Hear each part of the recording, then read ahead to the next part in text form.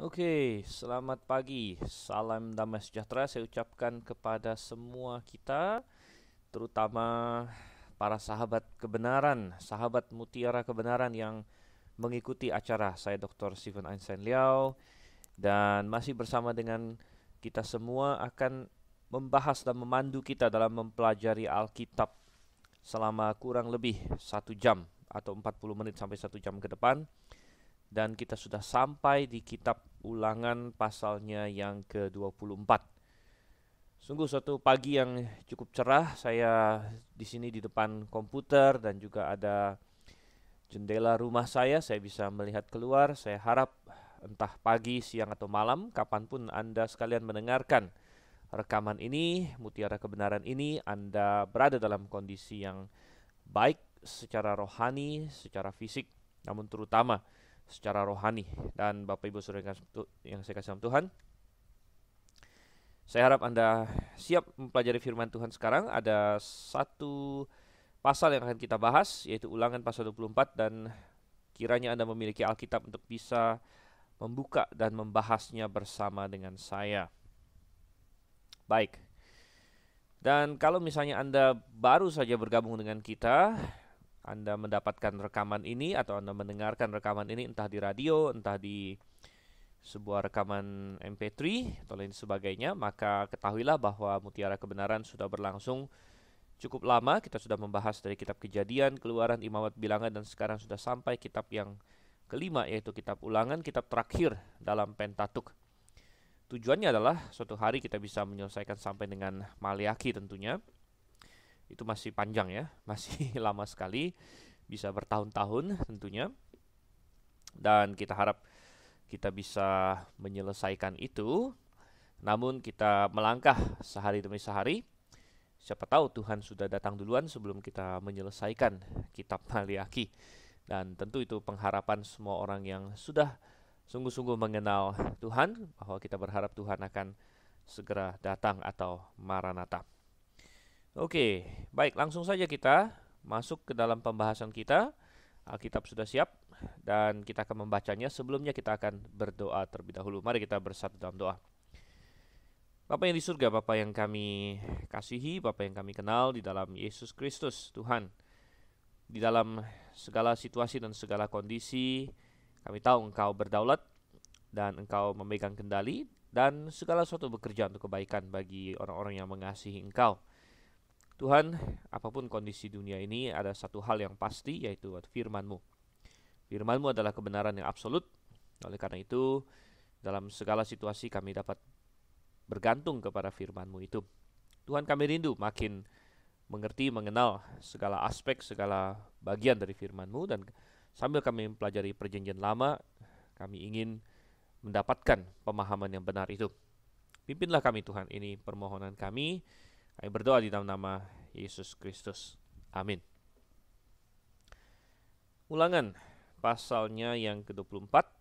Tidak terasa kita sudah makin mendekati akhir dari kitab ini. Ada 34 pasal, jadi ini sudah pasal 24, berarti sudah kira-kira 2/3-nya dari kitab ini ya. Lebih bahkan. Nah, kita akan baca ayat 1 sampai ayat 5 terlebih dahulu tentang perceraian. Apabila seseorang mengambil seorang perempuan dan menjadi suaminya, dan jika kemudian ia tidak menyukai lagi perempuan itu, sebab didapatinya yang tidak senonoh padanya, lalu ia menulis surat cerai dan menyerahkannya ke tangan perempuan itu sesudah itu menyuruh dia pergi dari rumahnya. Dan jika perempuan itu keluar dari rumahnya dan pergi dari sana, lalu menjadi istri orang lain, dan jika laki-laki yang kemudian ini tidak cinta lagi kepadanya, lalu menulis surat cerai dan menyerahkannya ke tangan perempuan itu, serta menyuruh dia pergi dari rumahnya, atau jika laki-laki yang kemudian mengambil dia menjadi istrinya itu mati, maka suaminya yang pertama yang telah menyuruh dia pergi itu tidak boleh mengambil dia kembali menjadi istrinya setelah perempuan itu dicemari, sebab hal itu adalah kekejian di hadapan Tuhan. Janganlah engkau mendatangkan dosa atas negeri yang diberikan Tuhan Allahmu kepadamu menjadi milik pusakamu. Oke, kita sampai ayat 4 saja. Ayat 5 akan kita lihat belakangan. Jadi ini mengenai perceraian. Dan saudara kasih Tuhan, ya saya bisa berkata bahwa isu perceraian adalah isu yang sangat panas diperdebatkan ya di dunia ini, dan di kalangan kekristenan juga banyak yang memperdebatkan hal ini, saudara kasih Tuhan. Dan ada banyak pihak yang memiliki banyak pendapat ya. Namun kekristenan secara umum ya tidak tidak tidak mendukung yang namanya perceraian, saudara kasih Tuhan. Ya. Jadi ini sedikit berbeda dengan banyak agama lain yang begitu mudah untuk bercerai, apalagi dari pihak laki-laki ya. Kalau laki-laki ingin menceraikan istrinya, tinggal dikatakan saja atau dikasih peringatan dan lain sebagainya, atau ditalak katanya orang. Tetapi tidak demikian di dalam kekristenan. Dan apa yang tertulis dalam kitab Ulangan ini sering bisa kita jadikan suatu acuan gitu ya.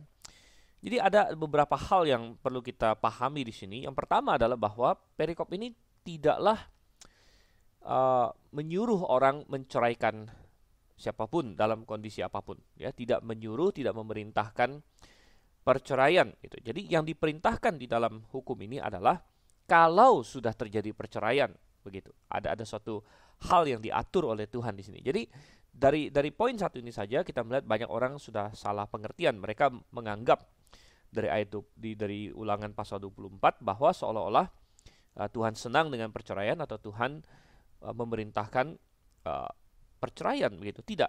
Tuhan tidak pernah memerintahkan perceraian.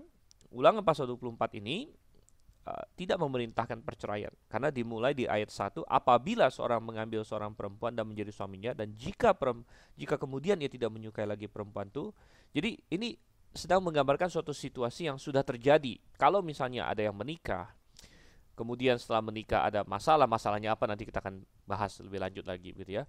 Sehingga dia menceraikan. Jadi perceraiannya ini sudah diasumsikan, artinya perceraiannya ini sudah dianggap terjadi dan Tuhan mengatur apa yang harus terjadi selanjutnya begitu ya.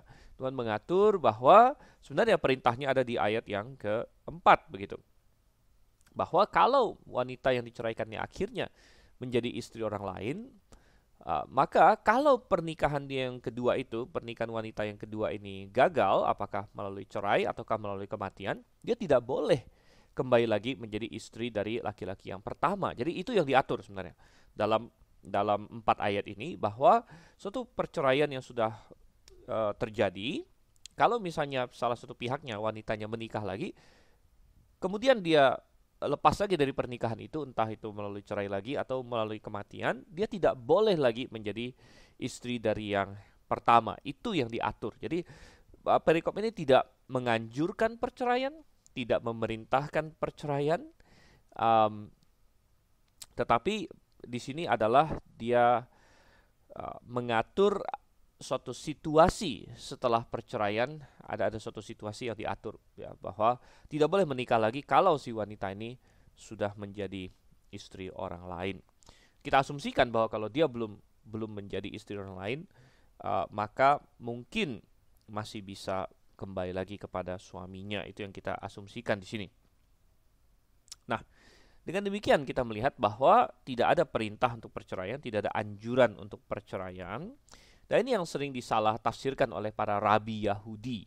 Ya, terutama coba kita baca lagi ayat 1. Apabila seseorang mengambil seorang perempuan dan menjadi suaminya, dan jika kemudian ia tidak menyukai lagi perempuan itu, sebab didapatinya yang tidak senonoh padanya. Dan bagaimana kita harus memahami apa yang dimaksud dengan tidak senonoh padanya ini? Ada sebagian rabi Yahudi yang kemudian menafsirkan bahwa tidak senonoh ini bisa berarti apapun, alasan apapun. Pokoknya dia tidak suka dengan si wanita ini, begitu. Jadi ada yang berpendapat bahkan bahwa kalau misalnya istri seorang bikin masakan pagi yang kurang enak begitu misalnya, atau dia masak nasi gosong misalnya gitu ya. Nah, itu termasuk sesuatu yang tidak senonoh, mereka berkata, dan suaminya berhak untuk menceraikan dia karena masalah itu. Tetapi kita perhatikan bahwa sebenarnya ayat ini tidak memerintahkan masalah perceraian. Nah, Itu yang dipertanyakan oleh orang-orang Yahudi di zaman Tuhan Yesus. Coba kita buka di dalam Matius pasalnya yang ke-19. Jadi ini sangat penting untuk kita bahas. Di Matius 19 ini adalah bagian perikop di Perjanjian Baru yang berhubungan dengan Ulangan pasal 24. Coba kita baca Matius pasal 19 dari ayat 3. Maka datanglah orang-orang Farisi kepadanya untuk mencobai dia. Mereka bertanya, apakah diperbolehkan orang menceraikan istrinya dengan alasan apa saja? Perhatikan di situ. Bolehkah, apakah diperbolehkan orang menceraikan istrinya dengan alasan apa saja? Kenapa mereka bertanya demikian?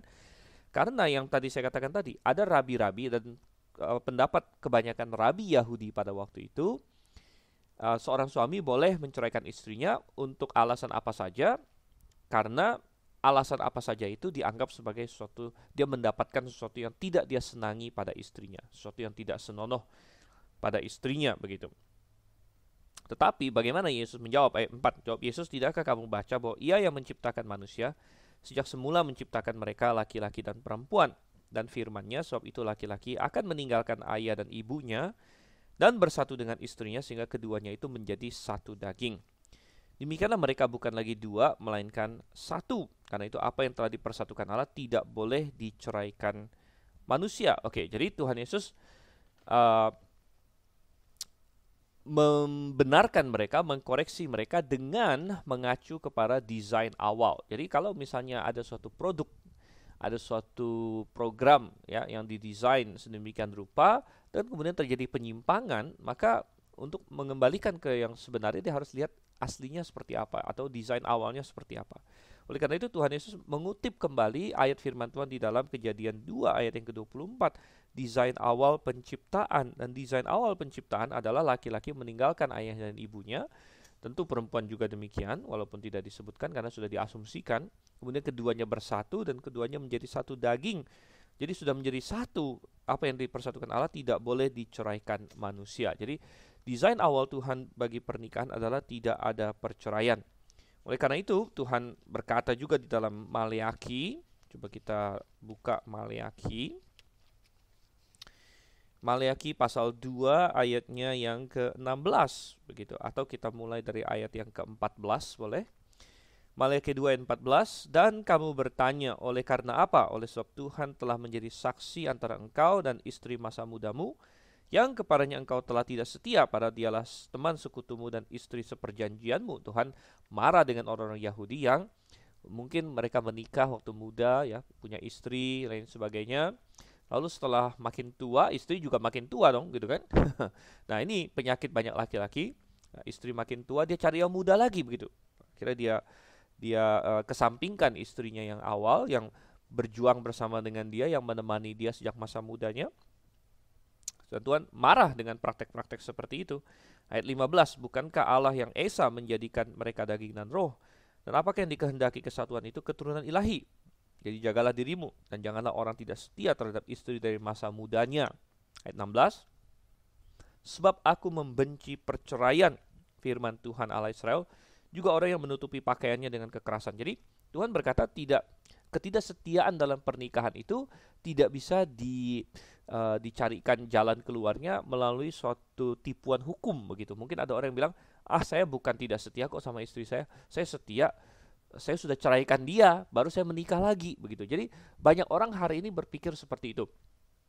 Oh, selama saya menjalani proses legal, menjalani proses hukum, ya misalnya saya tidak suka lagi dengan istri saya karena saya tertarik dengan wanita lain.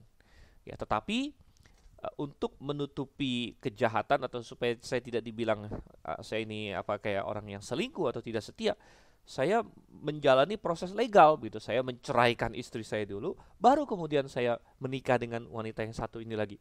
Walaupun di mata hukum dan di mata masyarakat mungkin ini lebih terhormat daripada masih menikah dengan istri yang pertama lalu main selingkuh, main belakang, ya lebih terhormat dalam tanda kutip begitu, karena dia ceraikan habis itu dia nikah lagi begitu, jadi lebih terhormat. Tapi sebenarnya di mata Tuhan tidak lebih terhormat, saudara kasih Tuhan. Itu sama saja tidak setia begitu, karena mestinya kamu setia sampai seumur hidup dengan istri yang satu-satunya istri pertama itu, begitu. Itu yang Tuhan inginkan. Oleh karena itu Tuhan bilang, aku membenci perceraian. Dan sering kasih Tuhan, hari ini begitu banyak orang yang melakukan hal itu. Ada orang yang main selingkuh begitu saja, ada, itu lebih parah lagi, sering kasih Tuhan. Tapi ada juga yang selingkuh dalam pengertian selingkuh legal, kalau saya bilang selingkuh legal karena dia ceraikan istrinya atau dia ceraikan suaminya, karena sekarang bukan hanya suami yang bisa menceraikan istri, sekarang istri pun banyak yang menceraikan suaminya demi laki-laki lain. Ya. Lalu kemudian mereka menikah lagi. Jadi di mata hukum seperti oke, di mata masyarakat juga ya lebih terhormat sedikit, tapi di mata Tuhan sama saja. Karena desain awal Tuhan adalah tidak ada perceraian. Kita kembali ke Matius 19, tadi kita belum selesai. Balik lagi ya. Matius pasal 19. Tadi kita baca sampai ayat yang ke-6. Sekarang kita lihat ayat yang ke-7. Lalu orang-orang Farisi, orang-orang Yahudi ini membalas Tuhan Yesus. Kata mereka kepadanya, jika demikian, apakah sebabnya Musa memerintahkan untuk memberikan surat cerai jika orang menceraikan istrinya? Dan yang mereka maksud di sini adalah Ulangan pasal 24 yang kita baca ini. Tapi sekali lagi mereka salah begitu. Mereka salah karena Musa tidak pernah memerintahkan untuk memberikan surat cerai begitu. Coba kita baca sekali lagi di Ulangan pasal 24. Perintah yang Musa berikan bukanlah masalah memberikan surat cerai, tetapi Musa sedang menggambarkan suatu situasi yang sudah terjadi. Ya, sudah terjadi, yaitu apabila, saya bacakan lagi ya, Ulangan 24 ayat 1, apabila seseorang mengambil seorang perempuan dan menjadi suaminya, dan jika kemudian ia tidak menyukai lagi perempuan itu sebab didapatinya yang tidak senonoh padanya, lalu ia menulis surat cerai dan menyerahkannya ke tangan perempuan itu, begitu. Jadi ini bukan perintah Musa sebenarnya. Musa tidak memerintahkan kamu memberikan, tapi Musa menggambarkan suatu situasi yang sudah terjadi, gitu ya, sudah terjadi bahwa dia tidak suka lagi dengan perempuan ini, lalu dia menulis surat cerai, begitu. Jadi bukan tidak diharuskan, tidak diperintahkan, tetapi memang Musa menggambarkan suatu situasi bahwa dalam perceraian itu ada surat cerai, gitu kan? Dan menyerahkannya ke tangan perempuan itu, sudah itu ia menyuruh dia pergi dari rumahnya. Yang diatur di dalam Ulangan 24 sekali lagi adalah masalah kalau dia perempuan yang diceraikan yang akhirnya menikah dengan orang lain, lalu pernikahan yang kedua itu gagal oleh satu dan lain hal, tidak boleh kembali lagi kepada suami yang pertama. Itu yang diatur di dalam Ulangan pasal 24. Sedangkan yang lain-lainnya, misalnya masalah surat cerai dan lain sebagainya, itu adalah sesuatu yang digambarkan sudah terjadi, tidak diperintahkan ya. Namun demikian, memang bisa ditarik kesimpulan ya, para rabi dan orang-orang Farisi bisa menarik kesimpulan bahwa dalam perceraian harus ada surat cerai, atau dalam perceraian baiknya ada surat cerai. Memang itu bisa ditarik kesimpulan demikian. Namun itu dilakukan ya, coba kita baca di sini ayat 8. Kembali ke Matius 19 ayat 8. Kata Yesus kepada mereka, karena ketegaran hatimu Musa mengizinkan kamu menceraikan istrimu, tetapi sejak semula tidaklah demikian karena ketegaran hatimu, katanya ya. Jadi adanya perikop Ulangan 24 seolah-olah ada izin begitu, ada suatu situasi di mana diperbolehkan adanya perceraian begitu. Namun Tuhan Yesus menggambarkan bahwa itu adalah karena kekerasan hatimu ya, ketegaran hatimu sejak semula tidaklah demikian. Ayat 9 Tuhan Yesus bilang, tetapi aku berkata kepadamu, barang siapa menceraikan istrinya kecuali karena zina lalu kawin dengan perempuan lain, ia berbuat zina. Jadi dalam bahasa asli zina di sini dalam Matius 19 adalah dari kata porneia. Ya, porneia menggambarkan suatu immoralitas seksual ya. Jadi suatu penyimpangan seksual. Jadi itu bisa suatu perselingkuhan, ya, lebih luas dari perselingkuhan sih ya. Tapi bisa termasuk di dalamnya perselingkuhan. Jadi itu porneia. Nah, ini akar kata pornografi dalam bahasa kita sekarang, pornografi ya, ada porneia, namun porneia dalam bahasa Yunani itu lebih luas, menggambarkan pokoknya suatu immoralitas seksual. Bisa itu selingkuh, bisa itu sesuatu lah ya. Dan itu memberitahu kita bagaimana kita harus menafsirkan Ulangan 24 ayat 1 di situ, di mana didapatinya yang tidak senonoh padanya. Didapatinya yang tidak senonoh padanya. Didapatinya yang tidak senonoh. Nah, kata tidak senonoh di situ dalam bahasa Ibraninya itu dari kata erwat, saudara sekalian. Erwat dari kata erwah, dan ini mengacu kepada suatu ketelanjangan, ya, ketelanjangan. Nah, tentu ini bukan bicara mengenai ketelanjangan biasa, karena suami dan istri saling telanjang itu biasa tentunya, ya. Dan dalam keintiman itu kan memang ada ketelanjangan, gak ada masalah itu, ya. Adam dan Hawa toh juga telanjang dari awalnya. Namun tentunya ini mengacu kepada kembali. Jadi kita sinkronkan dengan apa yang Tuhan Yesus katakan. Berarti yang tidak senonoh ini mengacu kepada suatu imoralitas seksual sebagaimana yang Tuhan Yesus ajarkan begitu. Nah, dengan demikian kita bisa mengambil kesimpulan untuk kita sebagai orang Kristen hari ini, kita memadukan apa yang Tuhan nyatakan di Perjanjian Lama dengan apa yang Tuhan nyatakan di Perjanjian Baru. Kita padukan di mana Tuhan Yesus berkata, kembali ya, saya bacakan Matius 19 ayat 9. Tetapi aku berkata kepadamu bahwa barang siapa menceraikan istrinya kecuali karena zina lalu kawin dengan perempuan lain, ia berbuat zina. Maka kita bisa mengambil suatu kesimpulan tegas bahwa orang Kristen tidak diizinkan untuk menceraikan pasangannya. Entah itu laki-laki menceraikan istrinya atau seorang perempuan menceraikan suaminya, tidak diizinkan ya, untuk menceraikan istrinya kecuali karena adanya immoralitas seksual, gitu ya. Karena immoralitas seksual, misalnya pasangannya selingkuh ya, atau berhubungan seksual dengan orang lain, begitu. Karena kenapa dikecualikan ini menjadi suatu pengecualian? Karena hubungan seksual adalah sesuatu yang khas suami istri dan bisa kita bilang sakral di dalam suami istri, begitu ya. Dan ketika hal ini dilanggar, ini benar-benar melanggar, boleh dibilang kekhasan atau inti dari pernikahan itu, begitu. Nah, walaupun demikian, walaupun Tuhan memperbolehkan ya perceraian karena zina, ya, karena salah satu pihak berzina, ya, tetapi tidak Tuhan perintahkan juga, ya, tidak Tuhan perintahkan. Jadi artinya ada banyak contoh di dalam Alkitab, walaupun salah satu pihak berzina, namun tidak diceraikan juga. Artinya zina tidak mengharuskan cerai, zina sekedar memperbolehkan cerai. Ya, zina tidak mengharuskan cerai, zina sekedar memperbolehkan cerai, itu. Dan kalau kita lihat contoh Tuhan, karena kita kan harus mencontoh Tuhan. Bagaimana Tuhan memberikan contoh? Tuhan memberikan contoh melalui suatu life lesson atau pelajaran hidup, ilustrasi hidup melalui nabi yang namanya Nabi Hosea. Kalau Anda buka kitab Hosea, wow, ini luar biasa seru, saudara Tuhan. Hosea adalah seorang nabi yang hidupnya dijadikan semacam ilustrasi oleh Tuhan, itu dijadikan ilustrasi hidup, gitu ya.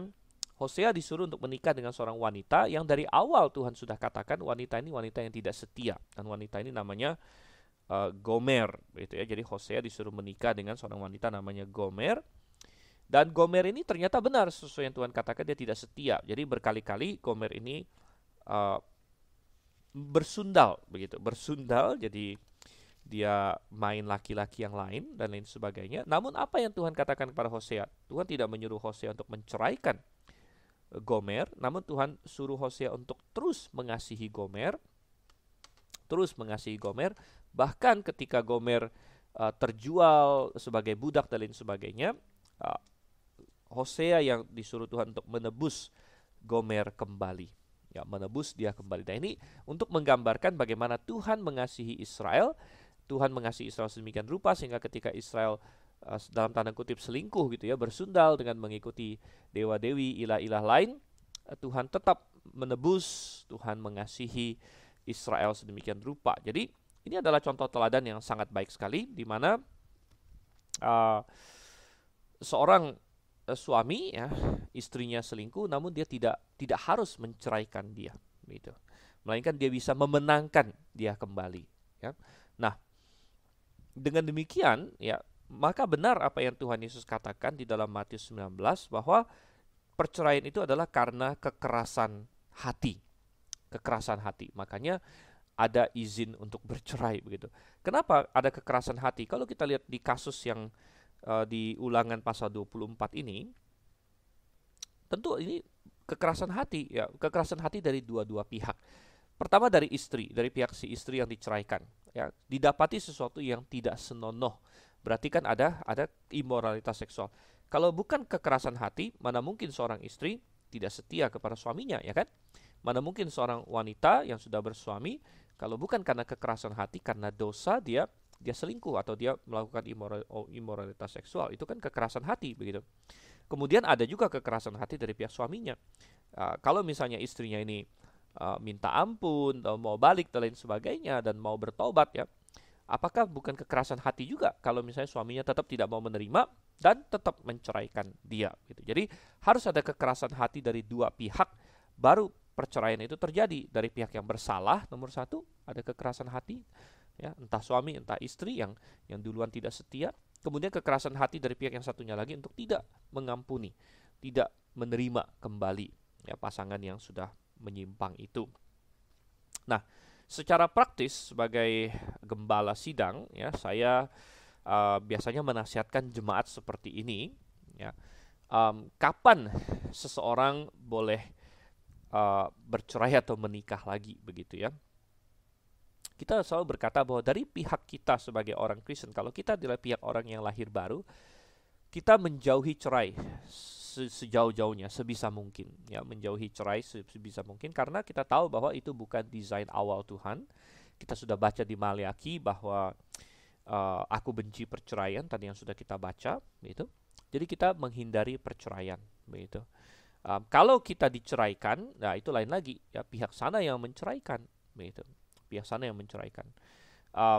Dan kalau misalnya kita sudah diceraikan, kapan bolehkah seorang Kristen yang diceraikan atau bercerai menikah kembali? Gitu.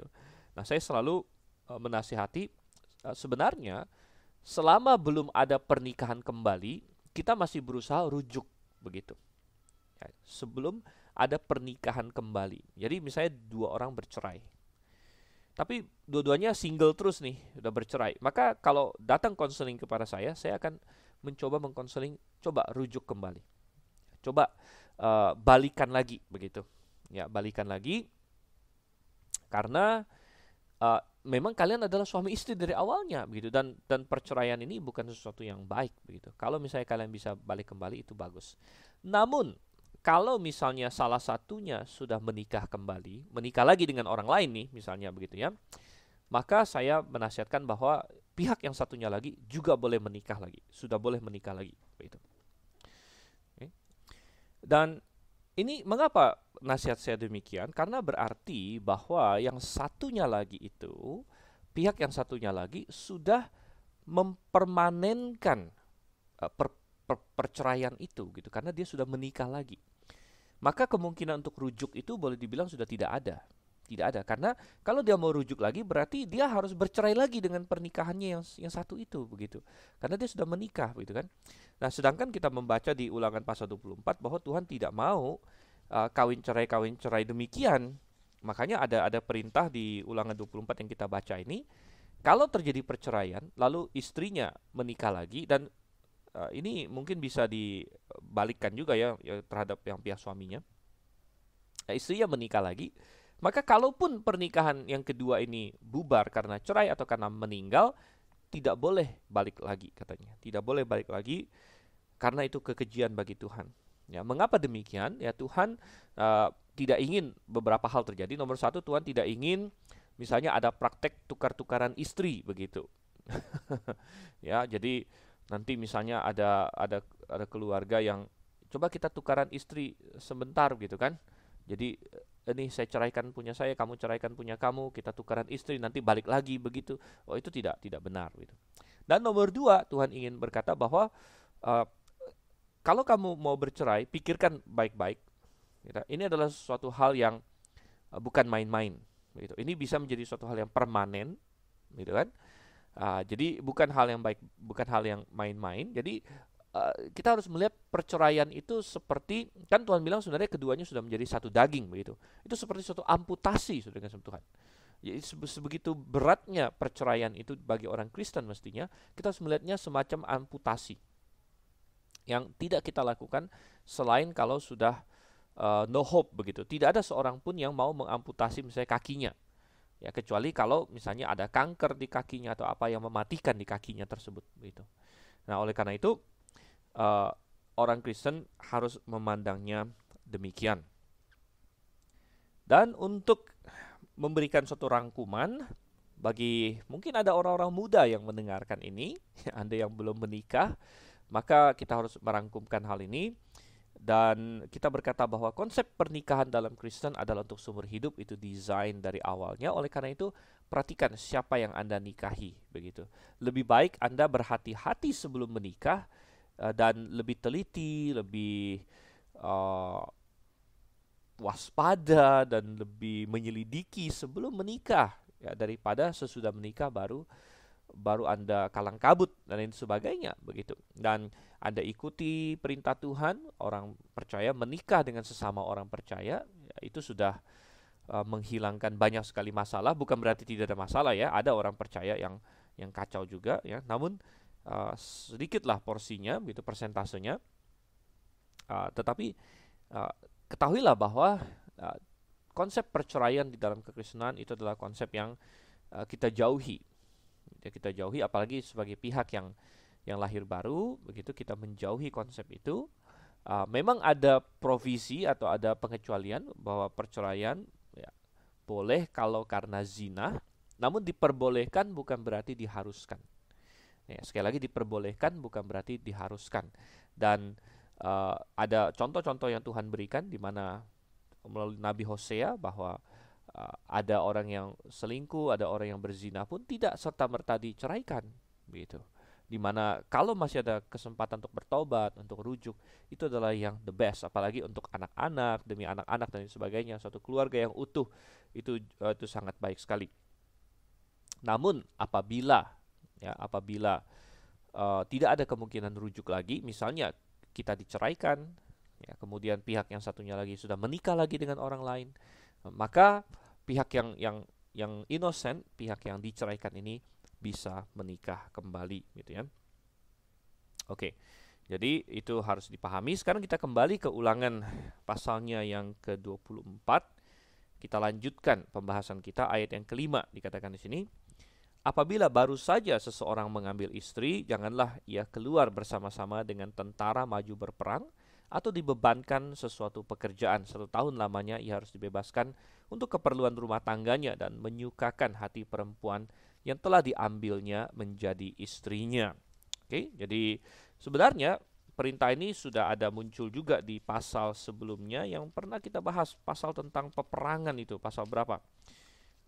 Pasal 20 di situ ya, pasal 20 di mana di dalam ketentaraan, karena Israel tidak punya tentara yang banyak begitu, ya, tentara yang profesional, melainkan kalau ada bahaya maka semua disuruh jadi tentara begitu ya. Kalau ada peperangan nih, wah misalnya ada bangsa mana menyerang kita, ayo semua laki-laki, wah semua laki-lakinya jadi langsung di draft istilahnya ya, langsung diwajib militerkan.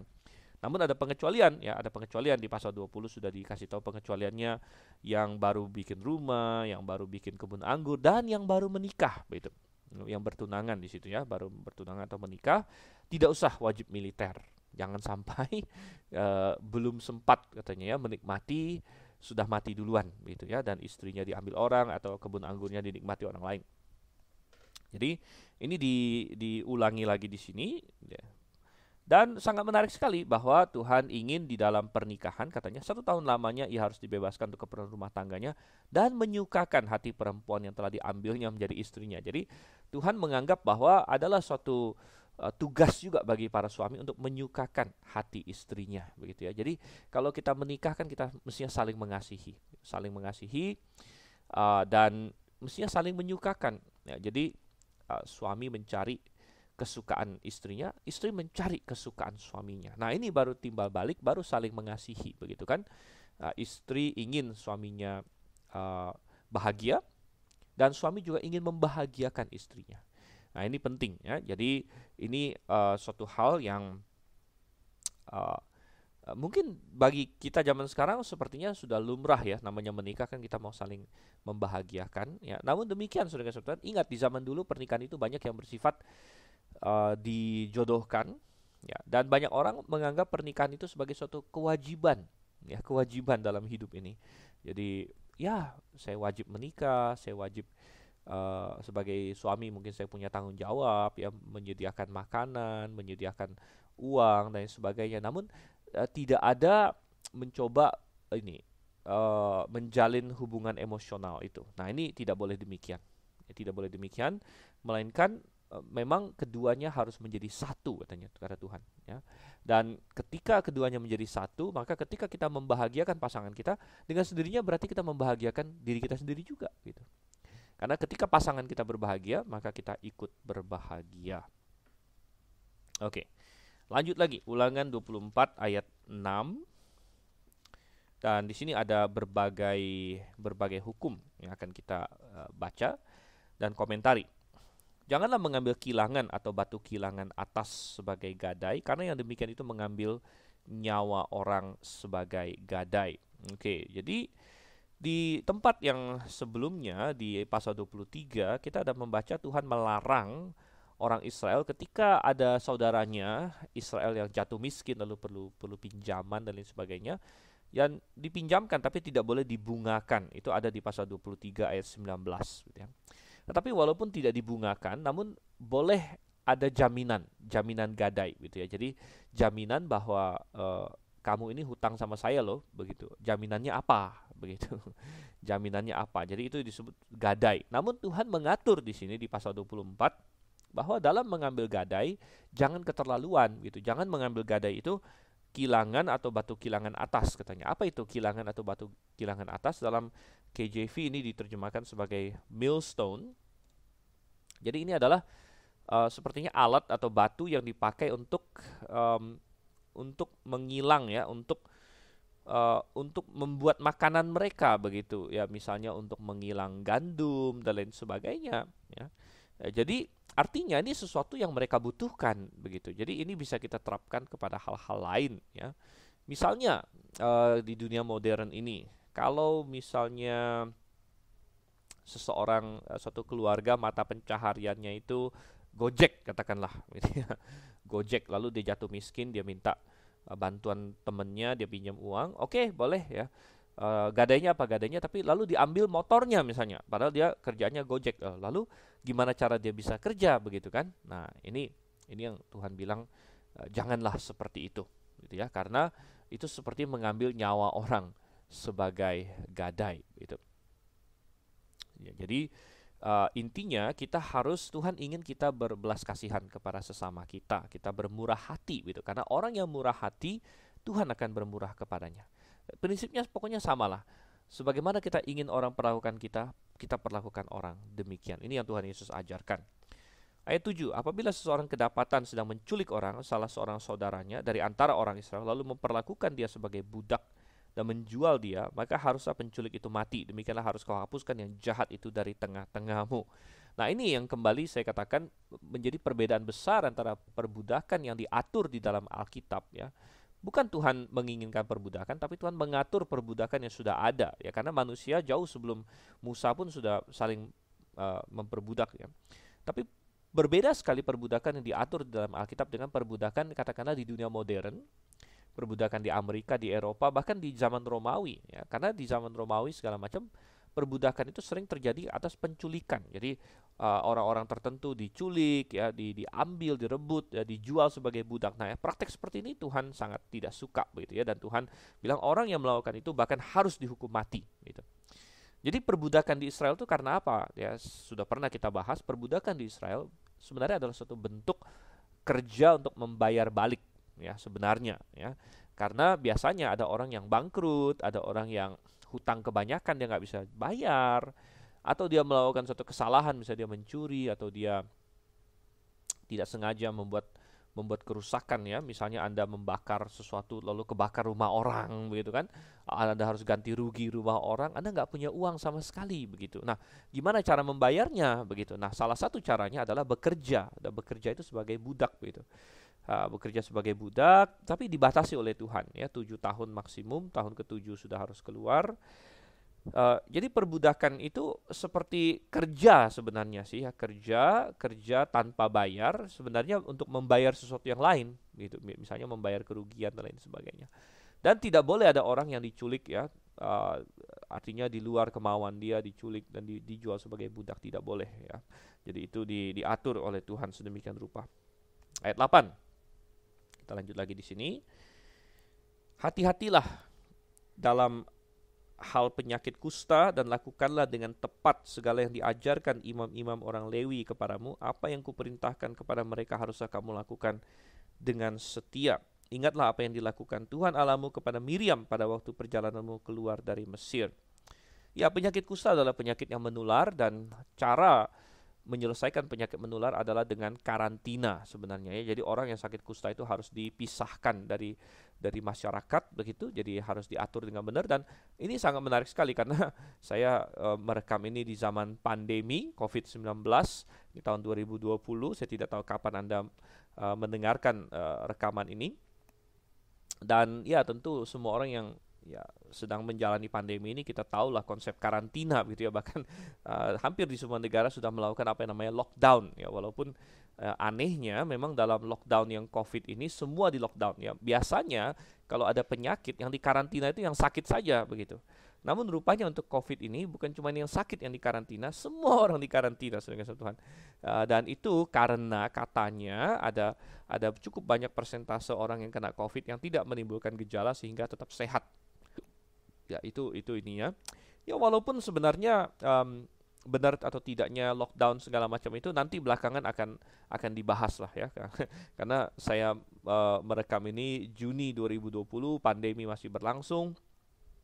Nanti bertahun-tahun kemudian akan semakin diperdebatkan oleh para ahli, benar nggak sih sebenarnya melakukan lockdown segala macam, apakah tindakan-tindakannya sudah benar ataukah, karena belakangan kita akan makin tahu tentang virus ya, virus coronavirus ini, dan saya yakin Anda yang mendengar ini kapanpun ya, apakah masih tahun 2020, apakah sudah tahun 2021 atau seterusnya, Anda sudah tahu lebih banyak informasi lagi tentang virus ini ya. Dan tetapi ya kusta juga penyakit menular waktu itu dan harus dikarantina, harus dipisahkan ya. Dan kusta waktu itu melambangkan dosa itu bersifat menular dan dosa harus dipisahkan begitu. Dan Tuhan berkata, ingatlah kepada Miriam. Dan apa yang dimaksud ingatlah kepada Miriam itu bisa kita baca di kitab Bilangan tentunya. Waktu itu Miriam sempat bersama dengan Harun sebenarnya mempertanyakan Musa. Jadi mereka menyerang pemimpin yang Tuhan angkat, dan Tuhan menulahi Miriam dengan sakit kusta. Dan Musa juga sangat kaget karena Miriam kan memang kakak dia ya, dan kakak yang pernah menyelamatkan dia juga waktu dia masih bayi.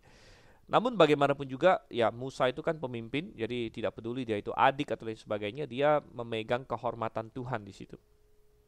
Dan walaupun Musa berdoa untuk Miriam, tapi Tuhan bilang ya bagaimanapun juga 7 hari dia kena kusta, dan selama 7 hari Miriam harus dikucilkan di luar perkemahan, dan orang Israel tidak berani berjalan sebelum 7 hari selesai, dan akhirnya Miriam masuk lagi begitu. Dan intinya Tuhan ingin bilang, seorang yang begitu terhormat dan punya koneksi ya, kakaknya Musa saja, kalau kena kusta itu harus diperlakukan tanpa diskriminasi, dia harus dikarantina begitu.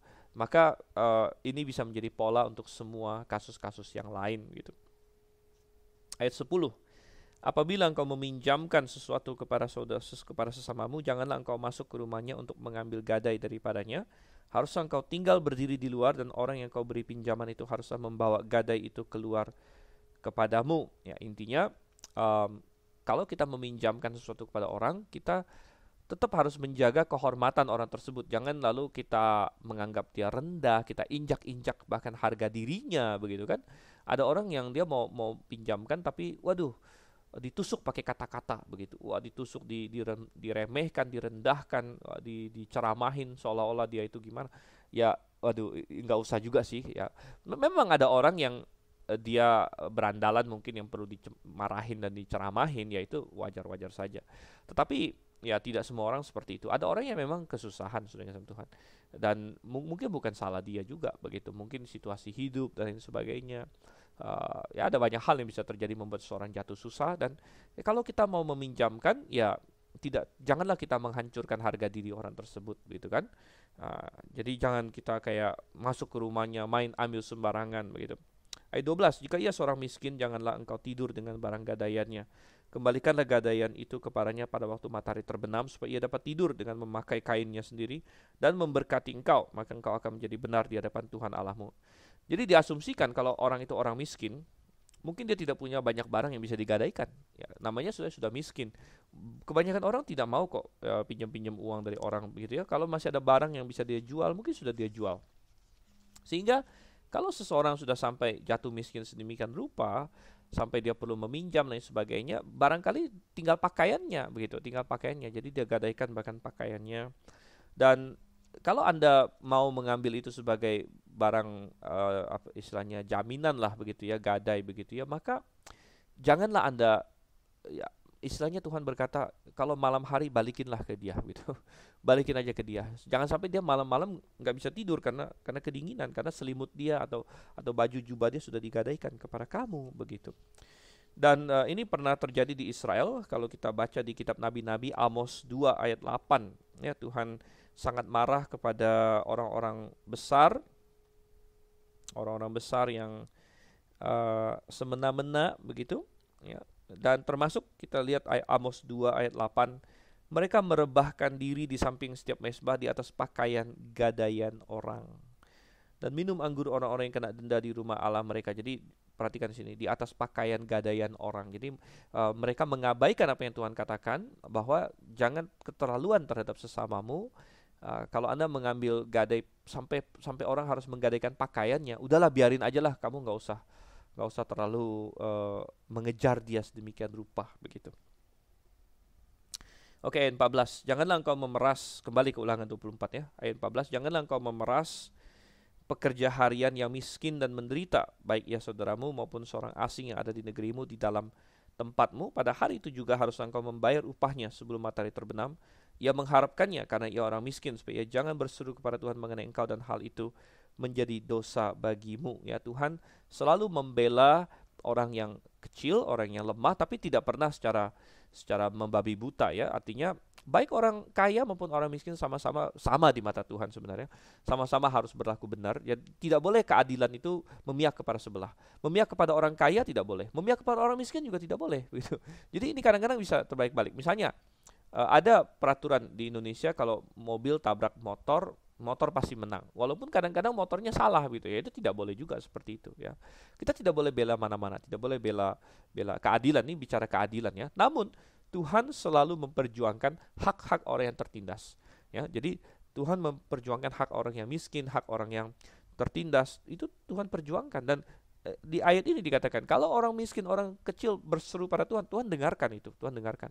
Oleh karena itu orang-orang yang menjadi bos ya, janganlah menindas karyawan, janganlah menindas orang pekerja harian yang hidup dari gaji ke gaji begitu. Kalau dalam bahasa Inggris dikatakan paycheck to paycheck. Selama pandemi ini kan lockdown ya, lockdown. Orang yang sudah punya banyak tabungan ya nggak masalah dia lockdown gitu. Wow ya, dia mau lockdown 3 bulan, 4 bulan, setahun pun. Ada yang mau lockdown bertahun-tahun pun uangnya lebih dari cukup begitu. Namun ada juga ya, masyarakat yang nggak bisa, dia tiap hari harus bekerja karena dia makannya dari sehari ke sehari begitu. Wah, ini ya kita harus kasihan juga sama mereka, dan kita harus paham yang seperti itu. Dan kalau itu adalah anak buah kita, ya kita harus jangan kita peras, jangan kita tindas mereka ya. Lalu dengan berbagai alasan ya, tidak kasih gajinya dan lain sebagainya. Tapi bayar dia dengan benar, Tuhan bilang gitu ya. Ayat 16. Janganlah ayah dihukum mati karena anaknya, janganlah juga anak dihukum mati karena ayahnya. Setiap orang harus dihukum mati karena dosanya sendiri. Iya, jadi benar sekali. Ini hukum yang bagus, yang jarang dilakukan oleh negara-negara atau bangsa-bangsa yang jahat begitu. Biasa bangsa yang jahat itu kalau seseorang bersalah, wah itu dicari sampai keturunan keberapa kena semua begitu. Wah, ini kacau ya. Bahkan di modern juga ada Korea Utara, misalnya ada satu yang bersalah gitu, wah itu semua keluarganya bisa kena begitu. Misalnya ada seseorang lari dari Korea Utara, dia lari ke Korea Selatan. Nah, kadang-kadang kan terbongkar bahwa nanti keluarganya yang ini, yang kena di belakang begitu. Ya, jadi itu Tuhan tidak suka praktek-praktek seperti itu. Di dalam Yehezkiel, Tuhan pernah berkata, tidak ya, setiap orang harus menanggung kesalahannya sendiri, Tuhan bilang. Jangan sampai orang Israel membuat suatu sindiran bahwa, kok bapak-bapak yang makan buah, kami anak-anak yang giginya sakit gitu. Seolah-olah orang-orang Yahudi di zaman Yehezkiel berkata yang berdosa itu bapak-bapak kami, leluhur kami. Kok kita yang kena kena ini getahnya sekarang nih ya. Tapi Yehezkiel bilang enggak, kamu juga bersalah kok begitu ya. Kamu juga kacau dan setiap orang harus bertanggung jawab atas dosanya sendiri. Itu yang Tuhan ajarkan. Um, ada nggak kasus-kasus di Alkitab di mana satu keluarga dihukum mati? Ada, gitu. Tapi biasanya dalam kasus-kasus seperti itu satu keluarganya itu terlibat semuanya. Ya, misalnya Datan dan Abiram, pemberontakan Datan Abiram, kemudian pemberontakan Akan. Kalau kita baca di kitab Yosua ya, satu keluarga dihukum mati semuanya. Biasanya itu berarti bahwa memang ada suatu persekongkolan di dalam keluarga itu. Kembali ke Ulangan 24 ayat 17. Janganlah engkau memperkosa hak orang asing dan anak yatim. Juga janganlah engkau mengambil pakaian seorang janda menjadi gadai. Ya, sekali lagi Tuhan memperhatikan bagaimana kita memperlakukan orang-orang yang lemah, orang-orang kecil. Ayat 18. Haruskah kau ingat bahwa engkau pun dahulu budak di Mesir dan engkau ditebus Tuhan Allahmu dari sana. Itulah sebabnya aku memerintahkan kau melakukan hal ini. Jadi kita harus ingat bahwa kita pun ya, pernah orang Israel pun pernah menjadi budak. Ya, dan kalau kita selalu mengingat kasih karunia Tuhan pada kita, itu akan menjadi suatu pedoman yang baik lah begitu. Kalau kita orang Kristen hari ini, selalu ingat bahwa kita ini adalah orang yang tadinya masuk neraka sudah ditebus oleh Tuhan. Dan kalau kita selalu ingat itu, bagaimana kita harus bertindak kepada orang lain. Kita juga rela mengampuni mereka karena Tuhan sudah mengampuni kita. Kita rela bermurah hati kepada mereka karena kita sudah menerima kemurahan yang begitu besar gitu ya. Ayat 19. Apabila engkau menuai di ladangmu lalu terlupa seberkas di ladang, maka janganlah engkau kembali untuk mengambilnya. Itulah bagian orang asing, anak yatim dan janda, supaya Tuhan Allahmu memberkati engkau dalam segala pekerjaanmu. Apabila engkau memetik hasil pohon zaitunmu dengan memukul-mukulnya, janganlah engkau memeriksa dahan-dahannya sekali lagi. Itulah bagian orang asing, anak yatim dan janda. Apabila engkau mengumpulkan hasil kebun anggurmu, janganlah engkau mengadakan pemetikan sekali lagi. Itulah bagian orang asing, anak yatim dan janda. Harus engkau ingat bahwa engkau pun dahulu budak di tanah Mesir. Itulah sebabnya aku memerintahkan engkau melakukan hal ini. Jadi Tuhan memiliki suatu program jaring sosial, boleh dibilang ya. Kalau di modern ini kan sekarang kita sering bertanya, ada program jaring sosialnya begitu, atau welfare program. Dan di banyak negara, negara mencoba untuk mengurus orang-orang yang miskin, dikasih bantuan dan lain sebagainya. Dan di Israel dulu programnya tidak melalui pemerintah, tapi Tuhan perintahkan masyarakat untuk berbaik hati. Ya, jadi para tuan tanah dan lain sebagainya ketika mengadakan tuaian jangan terlalu bersih. Ya, jadi sisanya biarlah orang-orang miskin yang mengambilnya. Dan ini bagus juga karena mengapa saudara? Nomor satu, mengindikasikan bahwa orang miskin sekalipun tetap harus kerja juga begitu. Jadi tetap mereka harus pergi seperti Ruth dalam kisah Ruth ya. Ruth ya, waktu itu dia janda, ya, mertuanya juga janda, jadi dua orang janda begitu, dua orang janda. Dan mereka tapi ada programnya, Tuhan bisa menjaga mereka, tapi mereka tetap harus rajin juga. Ya, tetap harus rajin juga. Jadi si Ruth ini dia harus pergi, dia harus jadi dia bergerak di belakang penuai-penuainya Boas begitu. Bahkan Boas menjadi kagum akan kerajinan dia. Nah, permasalahan dengan banyak program jaring sosial yang terjadi ya, seperti misalnya di Amerika yang saya sering baca dan saya ikutin adalah kalau kamu tidak bekerja, tidak punya pekerjaan, dikasih cek oleh pemerintah, dikasih uang langsung, uang kontan oleh pemerintah begitu. Dan ada efek negatifnya nggak? Ya ada juga. Efek negatifnya adalah orang itu merasa senang dong ya. Kadang-kadang malah jadi tidak mau bekerja begitu. Karena kalau bekerja, kalau dia dapat pekerjaan, maka bantuan tunainya ini hilang. Karena kan, oh kamu sudah ada kerjaan, nggak dapat bantuan lagi. Sehingga malah ada orang yang istilahnya menyalahgunakan program-program itu. Akhirnya dia udah nggak usah bekerja lah begitu. Dan macam-macam. Jadi misalnya seorang wanita ya yang janda atau tidak punya suami tetapi punya anak, itu kadang-kadang dapat bantuan. Jadi disebut single mother ya, dia punya anak tapi suaminya misalnya tinggalin dia. dikasih bantuan nih. Nah, namun ini disalahgunakan oleh banyak orang. Jadi akhirnya dia sengaja punya banyak-banyak anak di luar nikah, gitu kan. Jadi anaknya banyak, dapat bantuan banyak karena bantuannya kadang-kadang dihitung per anak berapa. Namun dia pakai bukan untuk anaknya juga. Begitu anaknya dibiarin agak terlantar, ya dia pakai untuk ya, yang lain-lain, foya-foya. Dia tidak mau bekerja karena kalau dia bekerja maka bantuannya hilang dan lain sebagainya. Jadi memang ini hal yang sulit dengan Tuhan. Ya. Tapi program Tuhan, ya sistemnya Tuhan lumayan bagus ya. Memang Tuhan ya maha berhikmat, jauh lebih berhikmat dari kita.